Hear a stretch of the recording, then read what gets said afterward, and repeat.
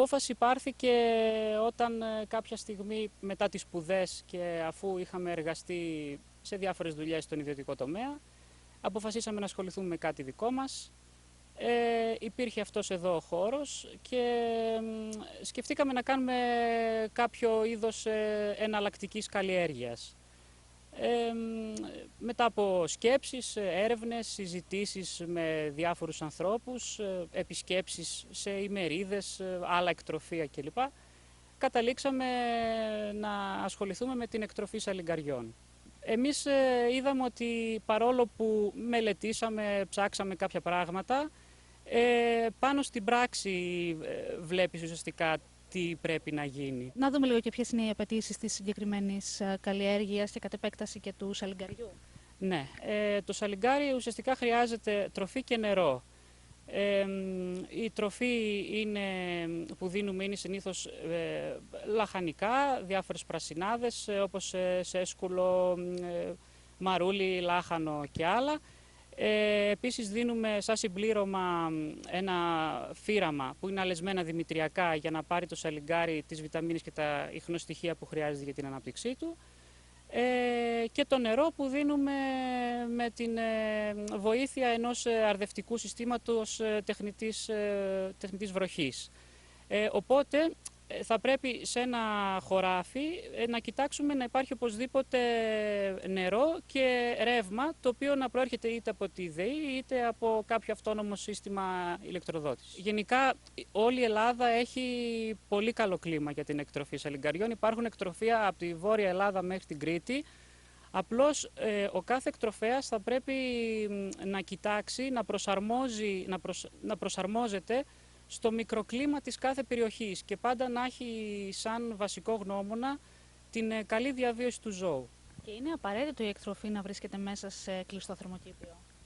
Υπάρχουν δύο ειδών εκτροφές, δύο μορφές. Είναι η εκτατική μορφή ή αλλιώς είναι γνωστή σαν ανοιχτού τύπου εκτροφία. Υπάρχει η εκτροφή εντατικής ή ημιεντατικής εκτροφής, που είναι γνωστή σαν κλειστού τύπου. Εμείς ασχολούμαστε με του κλειστού τύπου εκτροφία, που υπάρχει το δικτυοκήπιο, όπου εκεί μέσα ζουν τα σαλιγκάρια και προσπαθούμε και στις δύο μορφές να είναι το περιβάλλον όσο πιο κοντά γίνεται στο φυσικό περιβάλλον του σαλιγκαριού.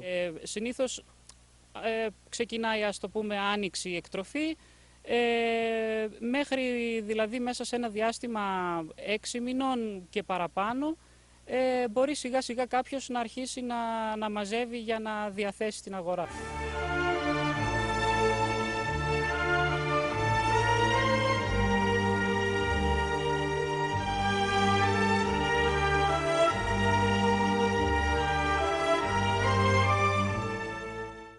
Το σαλιγκάρι από τη συγκεκριμένη μονάδα μπορούμε να το έχουμε στο πιάτο μας, κάνοντας απλά μία παραγγελία σε όποιο σημείο της Ελλάδας και αν βρισκόμαστε.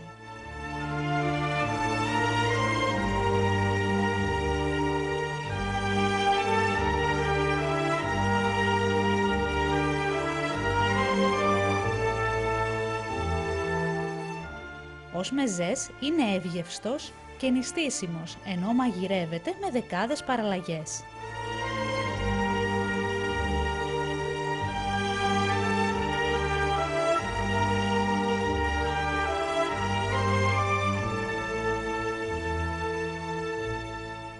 Το κρέας του σαλιγκαριού, το οποίο έτρωγαν από τα αρχαία χρόνια, είναι πολύ νόστιμο, εύπεπτο και θρεπτικό, δεν έχει πολλά λιπαρά, έχει ωμέγα 3 λιπαρά, έχει πρωτεΐνες, σίδηρο και άλλες ουσίες που είναι καλές για τον άνθρωπο. Το τελικό προϊόν ουσιαστικά είναι, διατίθεται είτε ζωντανό σαλιγκάρι, το οποίο είναι σε κατάσταση νάρκης ή ξύπνιο, μέσα σε δίχτυα συσκευασίας ή και σε δάκια ή οτιδήποτε.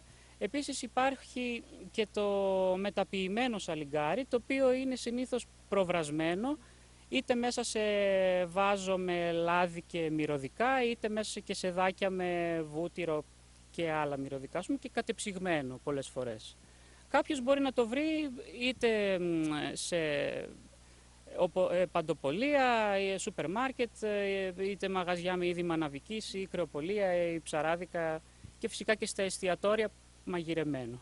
Ο καταναλωτής όταν θα πάρει το προϊόν τον οπό σαλιγκάρι, τι θα μπορέσει να το κάνει από εκεί και πέρα? Δίνετε ίσως και κάποιες συμβουλές για κάποιες συγκεκριμένες συνταγές, πιο ξένες ή πιο ελληνικές? Βεβαίως, έχουμε και στην ιστοσελίδα μας συνταγές και εμείς εννοείται μπορούμε να συμβουλέψουμε, να δώσουμε κάποιες οδηγίες.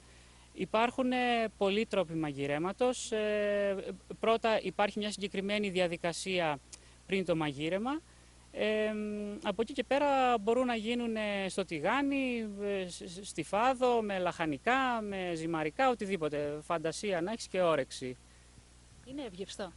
Πολύ νόστιμο, είναι ό,τι πρέπει και για μεζές με τσίπουρο.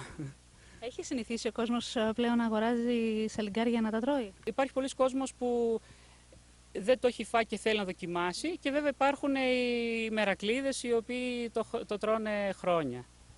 Εσείς μπορείτε να δώσετε και εντός εισαγωγικών πολλαπλασιαστικό υλικό σε άλλους που θέλουν να ξεκινήσουν? Είναι και κάτι τέτοιο στα σχέδιά σας? Βεβαίως και αυτό γίνεται. Ναι, όποιος θελήσει να ξεκινήσει να κάνει δικό του εκτροφείο μπορούμε να του δώσουμε είτε γόνο είτε γεννήτορες.